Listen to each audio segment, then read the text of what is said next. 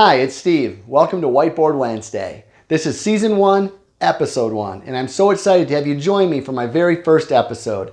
My mission is to educate and inspire everyone that I can to live where they love, or at least love where they live. I'll be focusing on answering questions that I receive from people that I meet in the process of buying, selling, and owning homes. We'll have a little something for everyone, and I promise to live the mission that I just mentioned. So let's get right to it. I'm often asked from potential home sellers about how they can create the most amount of offers when putting their home on the market. On today's episode, I'm going to cover 3 main ways to make this happen, plus a bonus point that will further boost demand for your home. Denver's been one of the country's hottest real estate markets, and from the looks of it, there's no slowing down. I'm sure that if you've been paying attention, you've heard the stories of all the multiple offers, how that's just the norm. Home selling around you getting 10, 15, 20, even 50 offers. And I'm here to tell you it's all true. The hottest homes getting the most offers often do so as a result of one of the following 3 points I want to make today. The first key is pricing it below market. The home is priced low on purpose as a strategy to attract lots of people. I personally do not like this strategy of pricing it low just to attract attention, because in this market I think we're going to get attention anyways. In my experience, you create a lot of false hope for those lower end buyers who miss out on that home, and it may miss the more qualified buyers. Plus, it leads to a frenzy of emotionally charged buyers, and these offers, when accepted, tend to have a higher termination rate. My goal is to price it strategically, with the list price falling into a sweet spot that catches buyers just above and just below where they're looking. The more eyes we can get on the property, the better. That's my job as a marketer.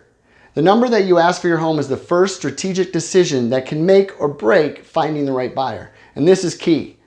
The one offering the most money isn't always the one most likely to make it to the closing table.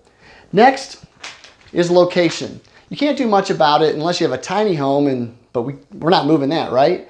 There are 2 categories, macro and micro. Macro is where the home is in terms of a particular city or neighborhood, school district, and micro are the little pluses that you have that add value, like the mountain views, golf course, cul-de-sac, close to Whole Foods.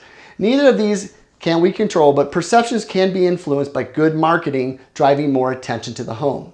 Finally, there are the overall condition and improvements of the home. And there are simple things that go a long way to create the demand. And I'm sure you already know most of them, and this is a basic review. Things like cleaning the carpet, decluttering, staging, fresh paint. All this will improve overall appeal. But what about the things that may cost a few hundred or even a few $1,000s, but in the end would net you 5 to 10 times more than the investment itself? This could include kitchen counters, painting cabinets, door hardware, light fixtures, just to name a few of the many things you can do.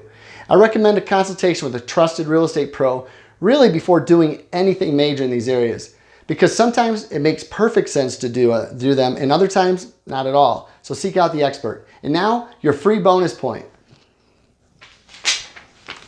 It's having a well-timed pre-launch and launch strategy for maximum momentum and exposure. There's a saying, timing is everything, and there's another saying, the market of the moment. This means that in a fast, hot market like Denver, there's optimal times and market positioning that can be planned for and to take advantage of. And there's also times to avoid. There isn't enough time left in this video, unfortunately, to cover it all, but perhaps I'll do a video in the future just on market timing.